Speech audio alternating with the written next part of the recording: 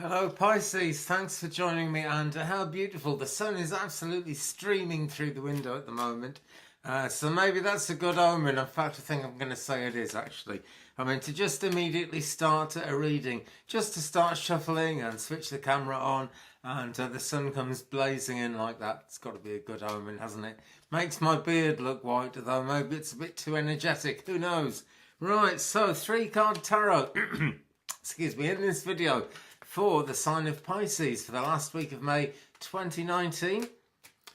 That's for the sign of Pisces, late May 2019. 3 cards, please. Okay, and here we go then. And we'll start with the wheel. We can 2 at once there, but there we go. And right. Okay, well 2 came out at once. The first one that came out was this. It's the Wheel of Fortune, so I'm saying this is card number 1. Okay, I'm just going with my guidance here. That's the way I feel it's got to be. The Wheel of Fortune, card number 1. So it's a busy situation and not very straightforward probably, but we'll get to more of that. Here we go. The 7 of Swords is the significator here. Okay, now this card makes me think about, do people really want to hurt people? What are people's motives? Here we've got someone who's got away with it, who's thieved some swords away from here.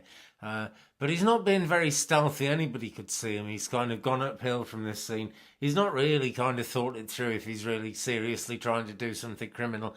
Maybe he's trying to kind of save someone from themselves. Maybe he's got some ulterior motive. You just don't know why people do things. You really don't. So perhaps this is an invitation to trust more. I don't know. But, if you really feel you can't trust somebody, maybe there's a trickster there. Be careful. Always better to be careful if you ask me. But there you go. That's a significator. I'm not sure in what way yet, but let's get on to card number 1 again. And it's the Wheel of Fortune, It says it all. And even if I think, I believe even if you'd never ever thought about the tarot or kind of had a reading or even contemplated it before, just the fact that this card is called the Wheel of Fortune just about says it all. What we've got here is Alice chasing the white rabbit, and the white rabbit in the Wonderland books is really kind of symbolic of out there things, of craziness up to a point. It's the Mad March Hare who's really the crazy floppy-eared creature in it, but there we go. I digress. Playing cards going all over the place, yeah? And we could pretty well assume that these could be taken as tarot cards, yeah? This is fluid energy. It's going to address itself differently to different people as it goes along, okay? So many people watch these readings, and I'm very grateful, guys. The subscriptions are really going up lately. I really, really appreciate it. And believe me, I keep trying to upload videos, and I think we've got a full setup this week. So I'll take that as a good omen as well to go with this, because it's nice to have some good omens with the Wheel of Fortune. But I'm seeing 2 there. One is that this video is a personal success for me, which is brought on by the fact that you guys are watching it. That's what really matters here. So it's kind of us working together, hands across the airwaves or the ether or whatever it is we connect through. It's copper wire out of my window. Maybe yours is fibre optic, but there we go.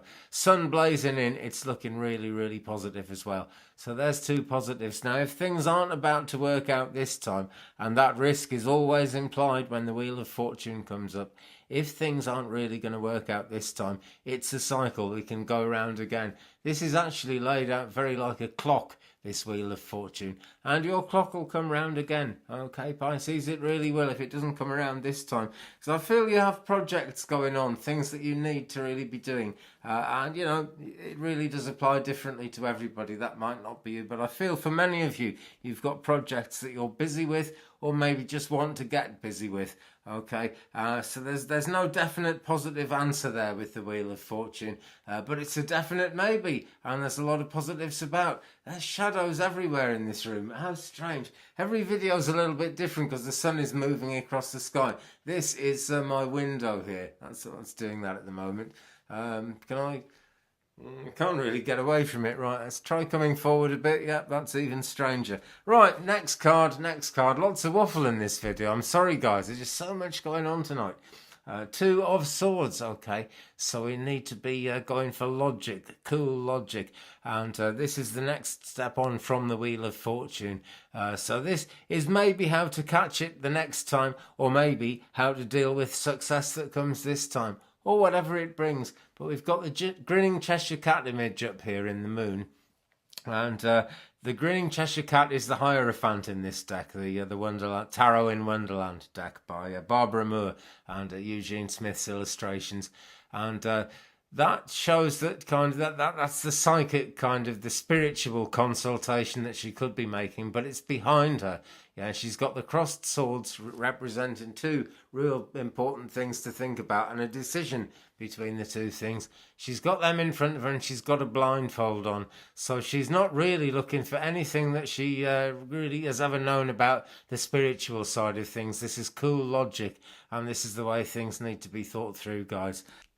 So much cool logic needed, really. And sometimes it's just the way we've got to be. So think those grounding thoughts. Spend some time being really real. Keep it real. I'm always saying that. And, I really do think the real answers are spiritual. I really do.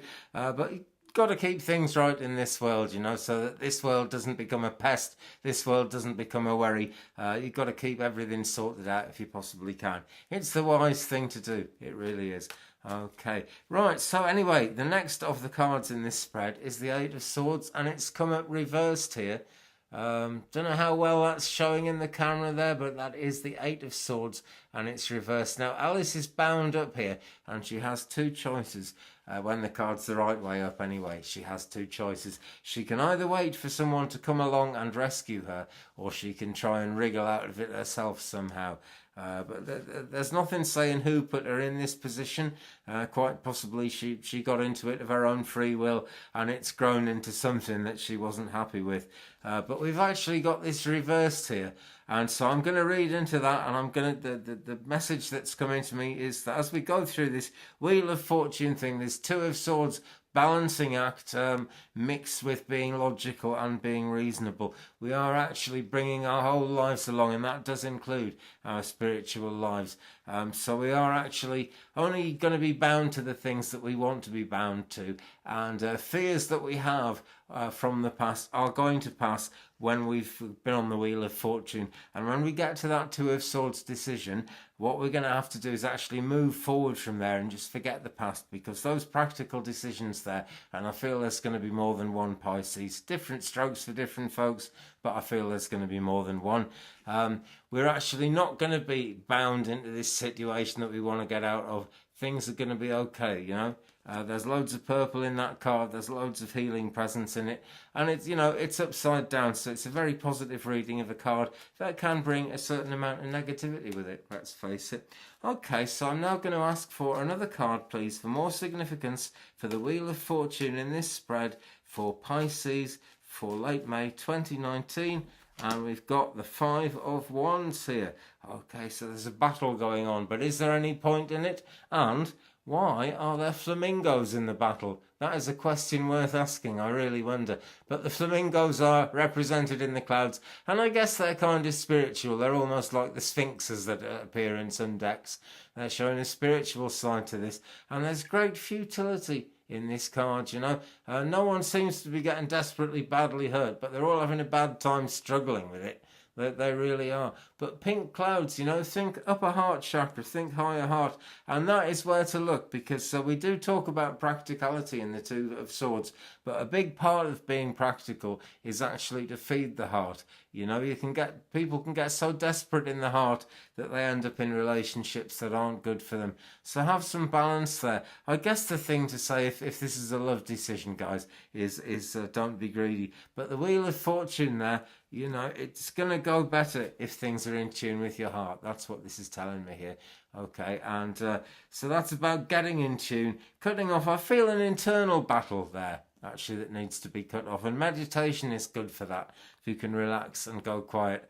The first stuff that comes through is just stuff of life coming down before your eyes. But it all needs to be thought about one time and dismissed.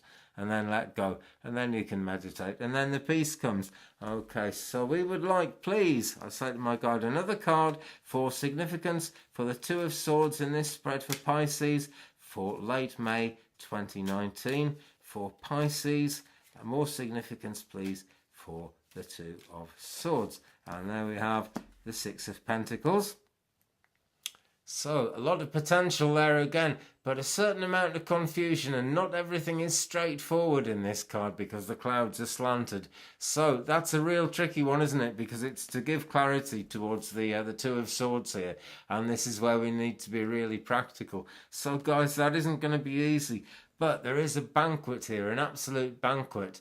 And although the Mad Hatter is mad, and the Mad Marcher is also mad, very unpredictable characters, the fact is you have got both of those crazy people at one table working together, talking together, and there is food all over the place. Alice just doesn't look all that happy with it because it's a sticky situation, you know. They're sticky cakes, sticky buns, and it's a sticky situation. All right, so it is a sticky one, but be practical, okay? Be practical, because although she's put the grinning Cheshire Cat and all the spiritual things behind her, it's only temporary to make this decision. They will still be there when reality has been dealt with and coped with. Okay, so one more card, please, for the sign of Pisces. For more clarity for the Eight of Swords in this spread for Pisces for late May 2019. More clarity, please, on the Eight of Swords for the sign of Pisces in late May 2019. And we've got the Hermit. Okay. The Hermit, and this is to go with the Eight of Swords reversed, but I'm sure my guide could see that. My guide is pretty good at steering me when I'm going wrong with things, which happens quite a lot. And here he is, the Hermit, right? He's shown here as a knight, and he's going away from the action there, and Alice is waving goodbye to him.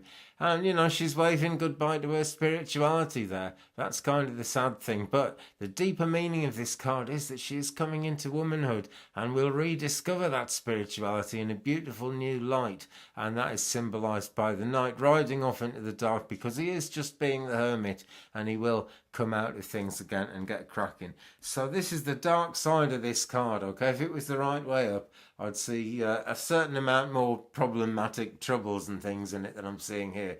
I'm seeing mostly healing, and I'm seeing mostly, you know, gentle reminder that things are okay because it's upside down.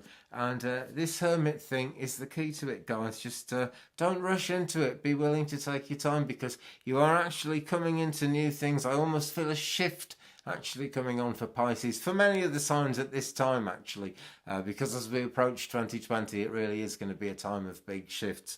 But I feel a shift particularly around Pisces, and you've got to realise when you get these spiritual shifts happening, in some way, maybe even in a previous life, you've earned it. But it's part of the plan. So do go with the flow, Pisces, okay? And remember, the Wheel of Fortune, right at the beginning of this card reading, is actually the very first card in it. Things develop from there. There's a certain amount of gloom, but there is positivity all over the place, and a shift is coming. That's what I reckon anyway. It's fluid energy, guys, applies to different people, different ways. But there we go. I'm going to end it there. Thanks ever so much for watching. Next week, a slightly longer video. Maybe I'll lose the beard. I can't quite decide. Tell me in the comments, what do you think of the beard? I need to know. Thumbs up, please, if you've enjoyed it. Don't forget to subscribe and tap the bell. Let's be positive. Let's say do remember to subscribe and tap the bell so you don't miss anything. Leave me a comment. We'll share the journey, and I'll see you again soon. Peace.